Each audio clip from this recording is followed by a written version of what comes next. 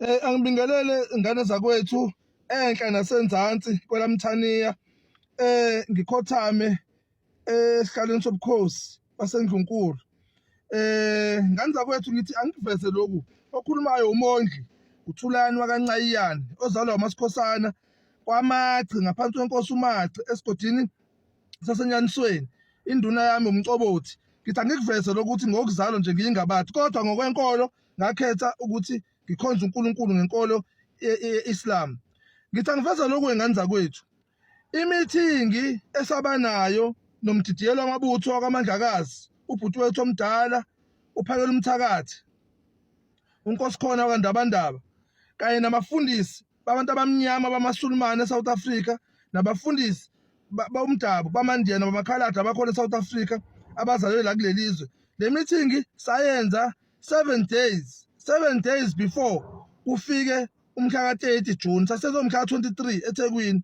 Yimina owayehamba phambili owazama izinamba zokuthi sixhumane nophakela umthakathi. Sasivele sine-AGM, sine-annual general meeting yabafundisi bamaSulumane eSouth Africa. Saye sabona kubalulekile ukuthi simeme uphakela umthakathi, futhi sabhala nencwadi esayihambisa kudadewethu uJacinta, nencwadi esayibhala sayisa kumfowethu uNgizwe Mchunu uMancingwane.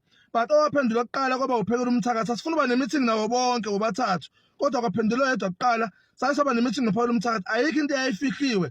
Le meeting yenziwa ngomhla ka-23 June and zintathu into ezibalulekile kakhulu esazibambela i-meeting.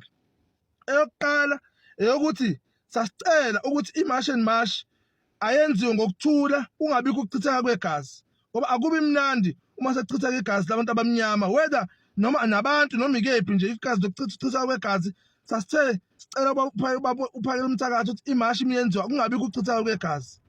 Esibili esayisho futhi vele abayipromote into yokuchitheka kwegazi, i-march and march nensizwa nobunsiza abapromote lo, but sasicela ukuthi i-march yenziwe ngokuthula. Esibili sasicelile ukuthi amaSulumane esasihleli nawo anamabhizinisi anezitolo ayethe abantu bokufika azobadedela bahambe ezitolo zabo namafactory nasemagaraji bese kuqashwa abantu bokuzala abala eSouth Africa. Sahlangana nabo amaSulumane njengoba nathi abafundisi bamaSulumane, savumelana ukuthi abantu bokuhamba abahambe kuvuleka amathuba for abantu beSouth Africa. Iyona into esasixoxa noNdabandaba. Eyesithathu samazisa futhi uNdabandaba ukuthi akazi ukuthi bakhona abantu abamnyama, oNdlovu, oHlatshwayo, oNkosi, oDuma, oNcayiyane, oSikhosana, kanjalo abakhona la eSouth Africa kodwa abakhethile inkolo yobuSulumane, inkolo yabantu abamnyama.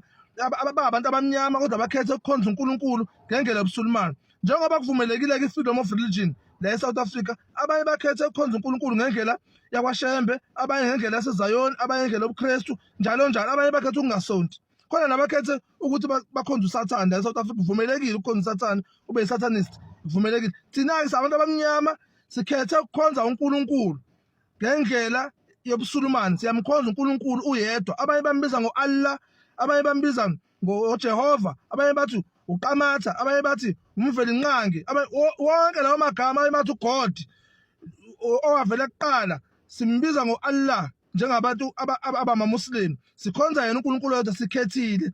Sinelungelo ukuthi sikhethe inkolo esiyithandayo. So ayikho into efihlekile, akhozi imali ezane kuphakela umthakathi, akho zinto ezane ziphakela umthakathi. Kwakuwuqoqa nje sangamadoda nokuthi sifuna ukuthi sakhe izwe ndawonye.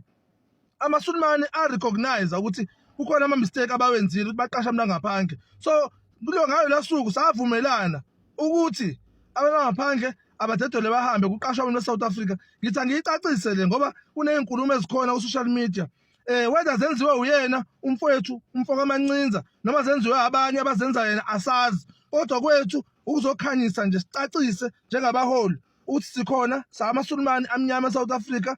Sahlangana nophakela umthakathi, sinesifiso sokuhlangana nodadewethu uMrs uZuma uMangobese nophakela noNgizwe iChunu. Siyafisa ukuhlangana nabo bonke kodwa abakwazanga ukuthi baphumelele, sathola uphakela umthakathi. So ukucacisa lokho nje angibonge kakhulu bakwethu. Into esiyishoyo sithi abahambe, asijiki lapho njengabafundisi abamnyama bamaSulumane eSouth Africa. Asijiki sithi abahambe abantu bayolungisa amazwe abo, sisaye nathi silungise izwe lethu. Inkolo ye-Islam ayikukhuthazi ukucindezelwa kwabantu. Inkolo ye-Islam ayikukhuthazi ukuthi kudlalwe ngabantu. siyakhuluma namaSulumane siyawatshela ukuthi awayeke izinto ezimbi ezingcolile azenzayo kubantu bakithi, siyawatshela day and co, siyawatshela. Sithi abantu abahambe balungisa amazwi abo, namaSulumane ayocindezela abantu, athisa abantu njengabantu hayi njengezinja. Ngifuna ukuthi kuvele lokho, singakufiki, asikufiki lokho. Angibonge kakhulu bakwethu, uNkulunkulu abe nani, amathonga abe nani, noma yini okholela kuyona, le nto okholela kuyona ayibe nayo ifezekise amaphupho ethu, silungise izwe lethu. Hlangana mntu omnyama, hlangana mntu omnyama. Siyabonga.